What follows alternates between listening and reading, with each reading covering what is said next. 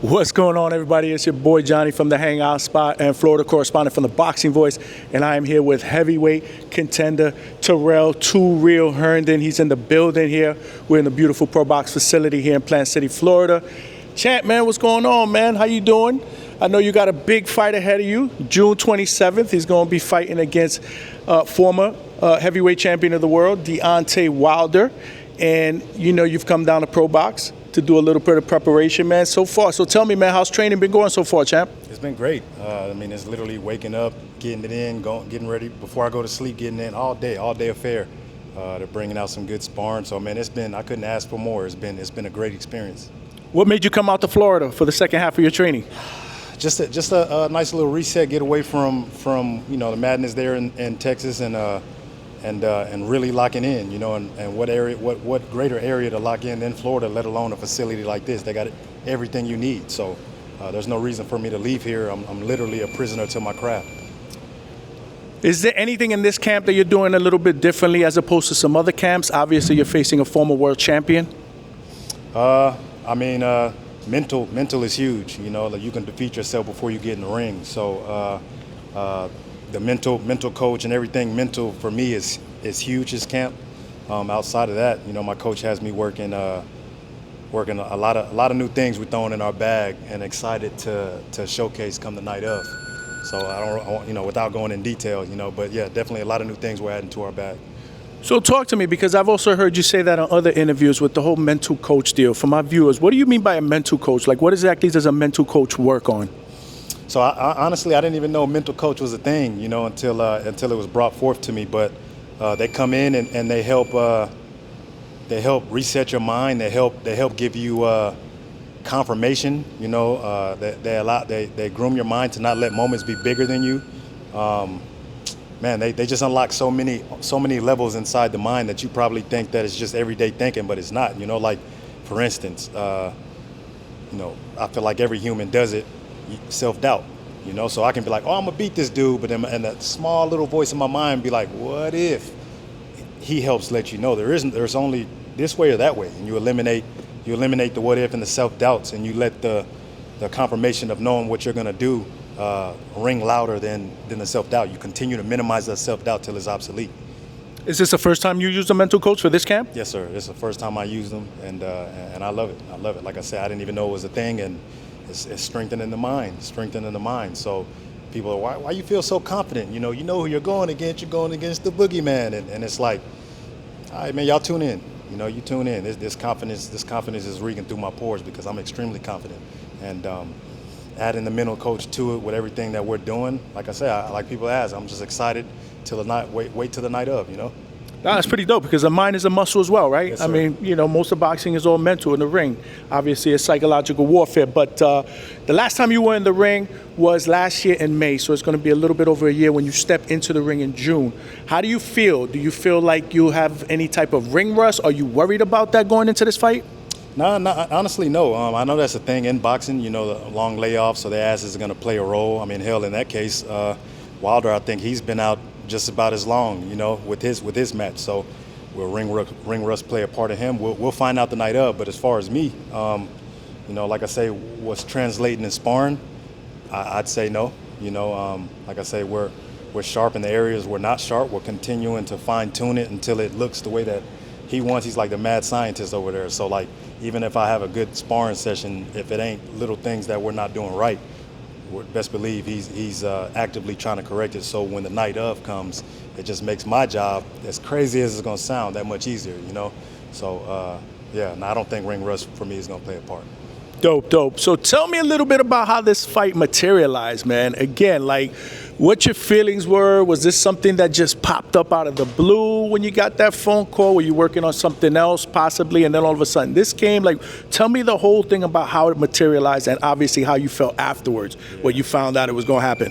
I'll give you a condensed down version, man, because like I say, like I've told a couple people, if I try to sit here and tell you all of the things that's transpired, I'll blow your mind, and we'll be a while. So, man, honestly, I've said the story a couple times, but we were training knowing that a couple big names actually came across, and we just didn't feel like it made sense, so it didn't, we didn't go that route.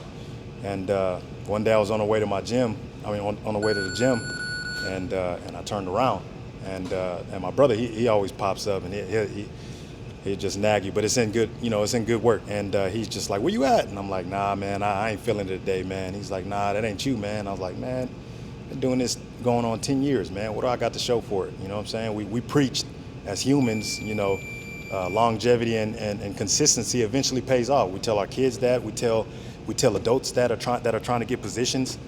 Like where am I at? And he's like, "Nah, man, just keep pushing, man. That don't sound like you." I'm like, "All right, I'll be back Monday. So, I come back Monday, have a good workout. It's just small little laps, and I fly out to Dallas Tuesday to work on a contract because I do trucking, outside this, and I get a call and he's lighting me up, and I'm like, hey, I was actually with somebody, and he's like, "Hey, man, you could talk. I got some news," and I'm like, "Not right now. Let me call you back," and I hung up on him. And he when I called him back, he's like, "Bro, you sitting down?" I said, "I'm standing up. What's up?" He's like, "Man, I got the news of the century for you." And I'm like, "What's that?" He's like, I got a big fight offer. What would you think?" And I was just, I threw a couple names. He's like, "Bigger?" And I'm like, "Bigger?" And then he's like, "Deontay Wilder." It's like the world, like it stopped. You know what I'm saying? And it just because, like you know what I'm saying? Here I am, a week ago, saying how slightly in the moment, discouraged, and a call like this comes in, and it's crazy. That week before, I just started throwing out random ass TikTok videos or Instagram, TikTok videos like, "Man, give me a Deontay Wilder, or Anthony Joshua, hell, a Jake Paul," just throwing it randomly out there. And a week later, this call comes in, And like I say, in a godless world that I feel now, I always keep that forefront, and it's God reminding me that keep faith of a mustard seed, man. Here I am discouraged, but that faith of a mustard seed, sticking with it, it was right around the corner, right around the corner. Looks like you spoke it into existence on TikTok, man. Into existence, man. Between that, when I met him out there in Vegas, it's crazy. It's crazy. I was sitting there thinking. I even talked to his trainer Malik Scott after the Torres fight, and on a FaceTime, and he's just like, "Nah, I don't even trip, man. That's just the last one." Now, all these dudes that back in the day giving me low key motivation, I'm going against that camp now. So it's just crazy how things unfold when you stick to it. Nah, that's what's up. That's what's up. Speaking of Richard Torres, after that loss, you've pulled off three wins in a row. Is there something that triggered after that loss? Mentally, something that you thought that that kind of just changed for you, because you look like a different fighter since that Richard Torres loss. Last 3 wins, obviously you're going into this fight with some momentum. So tell me what changed after that fight. So, first and foremost, I don't feel like a lot of people don't give Richard Torres, his respect, and I feel like he's going to continue to gain it along the way, But no, he's a great young fighter. He's a great young fighter, and what separates him that a lot of people can't keep up with is his work rate and his tenacity, And I just remember I know some angles that I can get away with in sparring if I dip a certain way, and he dipped down that way with me and keep going. So it just reset my mind as far as that, and then let alone the changes, working with my coach and the things that we're working on, new angles, just a whole new bag, And I think the combination of that and the mindset after the Torres fight, it just let me know that man, it's balls to the wall. It's balls to the wall, and seize moments, Because honestly, I thought now. Not one to make excuses, so let me go on record and say that all I'm doing is stating facts, not so much excuses. So I got that call 2 weeks. I got that call in 2 week notice when one of his fights fell off for the Torres fight. A lot of people don't know that, and I felt I was in good enough shape. I was somewhat. I felt like I was in good enough shape, and he quickly showed me, for me, because getting tired after the first round, that I wasn't. So after that as well, it let me know, stay ready, don't get ready. And after that, I stayed in the gym, and that's why, if you'd have seen me, 6-7 months ago, I was 250. I'm every bit of 220 right now. Not that I'm purposely trying to lose weight, but with cardio and everything that comes with it, your weight naturally trickles off, And that's where I'm at with that. But it changed my whole mindset, my whole way of thinking. Oh, that's what's up, man. And you look great physically, man. I know we talked about that a little while ago. I've seen a little bit of your workout, man. You look sharp, man. You look sharp, you look focused, but more importantly, you look happy, you look content. And you already know a calm mind for a fighter is a dangerous fighter. And you're not facing just anybody. Let's go back to Deontay Wilder, right? I know you've been in the ring with a lot of big punches in your career. You have a hell of a lot of experience. But we're talking about arguably what people call might be the hardest hitting heavyweight in history. At least one of the top three. Everybody I talk to, they tell me Deontay Wilder's up there. But again, he's 39. So from a power perspective, what are you expecting? What type of Deontay Wilder? They say power is the last thing to go for a fighter. I've been hearing that. I mean, like you said, man. I mean, man needs no introduction. I low key catch myself almost defending the dude because it's like, man, y'all are talking bad about this dude, and he brought the heavyweight division. Let's be clear. Like, he brought the heavyweight division back to the States. And after he brought that belt here, the buzz started happening where they were trying to mix pieces, and Anthony Joshua and him, so it really brought the buzz back of heavyweight boxing to the States, But as far as his power, I mean, they say his power is crazy, and how do you prepare for it? I'm doing things as far as trying to bring in punchers, double timing on my neck workouts, you know what I'm saying? Just all angles on everything I feel I can control. Let alone you can't, and not to say that's going to be the case, but you can't hit what you can't touch. So let alone trying to work on staying out the way and everything like that, So yeah, I know I'm going against one of the biggest punchers, in the sport of boxing, and I'm looking forward to rising to that challenge and getting hit, continuing to moving or not getting hit, throwing my shots. I mean, it's just.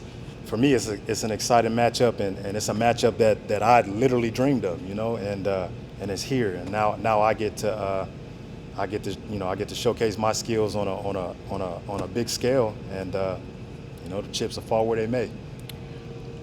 You gotta embrace the underdog role in this fight. You have to. I mean, let's keep it real. I mean, they're trying to bring you in because they want to bring Deontay back to life, right? So they're bringing you in there, like we talked about earlier, as a sacrificial lamb. But how does that motivate you coming into this fight? Like, do you knowing that everybody's expecting you to lose this fight, what's your mentality as an underdog going into this fight? I mean, like you said, man, this show ain't the legacy of resiliency or the legacy of the story of the underdog. This is the legacy reloaded. So they're trying to reload his career to get him back to the upper echelons of fights, and here comes little old me, to just use as a stepping stool. So they think, and I think even me as a fan of boxing, these stories for me intrigue me the most because it's like, what's this dude got? I'm gonna tune in. I'm after a day's work or whatever it may be. Oh shit, the fight's coming on tonight, so I'm getting shit ready. Hey, y'all want a barbecue? Like to get ready to see what this dude's gonna show the world, and that's me. I'm that character, and I'm excited to do just that, man. Like you say, I'm embracing the moment, and I know that the work that I'm putting in, even hence being here, sacrificing time away, whatever it may be, that I'm gonna achieve the result I desire, and I know that me putting in the work that I'm doing, resetting. If it's good, it ain't good enough. You got to make it great. All of these little things that I'm doing. Pay dividends, and I mean, this you can't draw a better story, man, and the story would be that much better where at the end of the night my hand's raised, and all the doubters and everybody that didn't believe and thought it was just a gimmick or I was just there for a check, like I told you, man, I told y'all so, I told you, I told you, and I go from there, but that's those words are ringing in my head, and each second that fight goes on, it'll play in my favor, and man, I can't wait till the night of. Nah, man, listen, underdogs are great for boxing. Upsets are even better, man. But, again, I just wanted to kind of see what your mindset was because, you got a lot of people that are going to be doubting you. But as long as you got the self-belief, and it sounds like you absolutely do. What does a win over Wilder do for you career-wise, where you're at in your life right now? I mean, it resets everything. It resets it resets my career. I mean, it just, man, what does it not do? I mean, it really opens things up on all angles, and And just even thinking about it is to even be in this position, like I say, is all a blessing. It just revitalizes everything. And like he said, the few losses I had don't even matter. Now it's a matter of what can you do that much better. And they asked me, what do you plan on doing after? I don't see nothing past Wilder. I'd be crazy to sit here and tell anybody what I plan on doing after Wilder. Wilder is such a big task for me at the moment, let alone I wouldn't disrespect myself or the sport and him to looking past him. I'm living, eating, breathing, sleeping Deontay Wilder. And once that's done with, then I can open it up for anything else. But outside of that, that's all I care for right now is a Deontay Wilder. That's all I see in my face. Even at the crib, pictures on my wall, big ass life size, like he's everywhere. I can't escape him until I get there and I can handle it. So yeah, man, it's just yeah. Dope. I'm here with Tyrrell Herndon, heavyweight contender, is going to be fighting Deontay Wilder on June 27th in the main event. There's been a lot of upsets in the history of boxing. Has there been any fighter that has pulled off an upset that has reached out to you, give you any words of wisdom, any confidence going into this fight?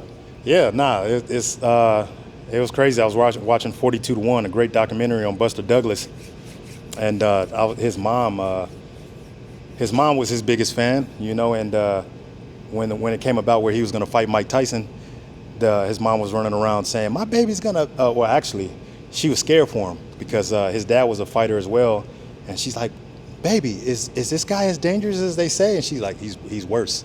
So she was scared for him, and when she went to go talk him out of it, he snapped on her, and he was like that was the first moment where she knew, oh, my son's gonna beat Mike Tyson. So she was going to work, my baby's gonna beat Mike Tyson, and they were like, you're crazy, undefeated. Everybody, they were like, you're crazy, but okay, lady. And she passed away 2 weeks before his fight, right. And he shocked the world, and he did just that. And for me to talk to him on the phone after I watched that, like I said, a couple days after I watched that documentary, I click over. And he's like, yeah, it's Buster Douglas. I said, get out of here, man. Come on, man. To me, this story continues to get crazier because it's like, I mean, even from this, even the setup for the fight, now I'm talking to Buster Douglas. You'd asked me years ago, would I ever be on the phone with a Buster Douglas? I'd tell you probably never. And here I am talking to him, and the first thing he told me is, man, forget that dude. Or he actually said something different. I don't know. Y'all cuss on the channel, right? Yeah, okay. He said, man, fuck that dude, man. He ain't no different than the past 2 people you beat, except he got a bigger name. He was like, and he just started spitting facts and said, man, look, and he shot it to me straight on what it is. And it meant a lot coming from the underdog champ, and I can't do nothing but take that and put it in my bag, man, and use it as motivation. So, yeah, I got the ultimate advice from the ultimate upset guy, Buster Douglas, and I'm taking all of that, and I'm just throwing it away until the night of, where I'm looking across that ring and the bell rings, and the history will be written that night. Take receipts, man. That's an awesome story, man. I love that. And I get the feeling that once you pull this thing off, he's going to be one of the first people that you call. He might reach out to you first. You might reach out to him. Yeah. But I'm definitely sure that you guys are going to have that conversation, man. Yes, sir. Yeah, he gave his number, and I'm definitely going to lock in and pay homage, man. But, I mean, little things like that you take with you in camp, and you use it as motivation. And what doper can I have to use as motivation than Buster Douglas telling me, fuck that dude. Get in there and do what you do. He just got a bigger name, and he got that bag. But outside of that, he put your pants. He said you put his pants leg on the same way you do. Facts. So I'm running with that, and I'm excited, man. I can't say it enough. Outside of even fighting like everybody, because man, you know how it goes, man. I'd say for me, the most annoying thing about this sport for me is everybody knows everything. For instance, I can go to the corner store right now and oh, you box? Well, look, man, you got to make sure you put your right foot back and you better put and you're just like, all right, man, all right, old man, I got you. You know what I'm saying? But right. It's just everybody knows something. If I turn every corner, everybody has an advice of what you should or shouldn't do, But outside of that, I know I'm fighting this dangerous guy, dangerous puncher, but it's all exciting, man. This is all part of the journey. Soak it up, man. Soak it up. It's going to be a great experience for you. And again, to get that advice from Buster Douglas, in my opinion, the greatest upset in the history of boxing, it doesn't get any better than that. Maybe I should have asked you this earlier, but I'll ask you it now. So who were your boxing inspirations, man? Like what inspired you to become a fighter? So it was crazy, man. Like I was chasing the dream. Here in the United States, NFL is king. So NFL, NBA, but especially in Texas, football is religion. So I was groomed on trying to make it to the NFL. I had my shots extremely close, but it didn't work out. And everything happens for a reason. And I believe that more so now than I did in the past. And my roommate, he was about Wilder's size, 6'6", 6'7". And this dude was always running around punching the air. And to me, it was the weirdest shit ever. I'm like, bro, what are you doing? Because I'm football acclimated. So right. I'm like, and he'd just be running around punching the air. And I'm like, man, come on, man. And he would, man, you should try, man. The world's looking for a heavyweight, da-da-da. And that's when Wilder was just about to come up. And I'm like, all right, man. But I was still running the course of football. And after I stopped that, I said, man, you know what? All right, let's try this out. So I walk into the gym, and you couldn't draw a better script, man. It was like I walk into the gym, and there's an old Panamanian dude with the hat tilt side. You gotta punch there. And I was like, this is like the movies, like when you see it, And it all started there, and going every day, dragging yourself after a shift that you didn't want to work, still trying to be motivated to chase your own dream. That was a real battle. And doing that and fighting tournaments and ringside tournament, national, you like just trying to work your way up to eventually say you're going to turn over and fight pro, moving to San Antonio. So, that's how I got into it, man. My roommate was punching the air. I thought it was the craziest thing ever. He finally dragged me into the gym, and, the rest is history. Dope. Do you watch, so when you're on Saturday night when there's a pay-per-view, are you tuning in? Do you avidly watch boxing? I ask fighters this all the time because it's crazy how a lot of fighters tell me that even though they do it for a living, they don't watch it. They don't really follow it. They just don't dig it. They want to decompress when they're not in the ring. But do you watch boxing? Are you a fan of boxing? If so, who are some of your favorite fighters to watch out there today? No, I do. I do watch it. I look forward to getting, like I say, I'm that guy getting home, trying to throw something on the grill and kick back and watch a good fight. I think you appreciate a good fight, especially like upsets. To where obviously shout out Cardenas from San Antonio, almost pulled one of the biggest upsets out. And for me, it gives me that tingle because I know I'm loading next. But outside that, I enjoy watching the fights. I'm definitely a fan of boxing, even though I engage in the sport. Some of the guys I love, I've always loved. Like I love watching. Was a Wilder, Anthony Joshua, Terrence Crawford, Charlos, the Canelo, Tevin Farmer. He made his run to where he. Yeah, you know what I'm saying? Tevin Farmer. Absolutely. A lot of people counted him out. Counted him out, and he made a mean run at it. So all of these guys, man, I like to watch. I'm a true fan of the boxing where if it's good fights, you appreciate it. You appreciate them. Oh, that's dope, man. I'm looking forward to your fight, man. So one last thing, man. Tell your fans, look in that camera and say, what do we expect on June 27th? Hey, man, look, June 27th, lock in, tune in, man. Get to the kitchen, get your popcorn, get your drinks, get your barbecue, get everything ready, man, and just look forward to a night of the unknown from the unknown, and watch me create make a name out of myself. Watch me put my name on a world schedule, on a world stage, and show you guys what this little guy can do. So yeah, tune in and watch me pull one of what I feel biggest upsets. Looking forward to it, man. I mean, this dude, it doesn't get any better than this guy, man. Thank you for having me at the facility, man. This was absolutely dope. I am here with Tyrrell Too Real Herndon. He's in the building, June 27th against Deontay Wilder. My brother, I wish you nothing but the best, man. Go out there and shock the world, man. I plan on it. All right, man. Appreciate it.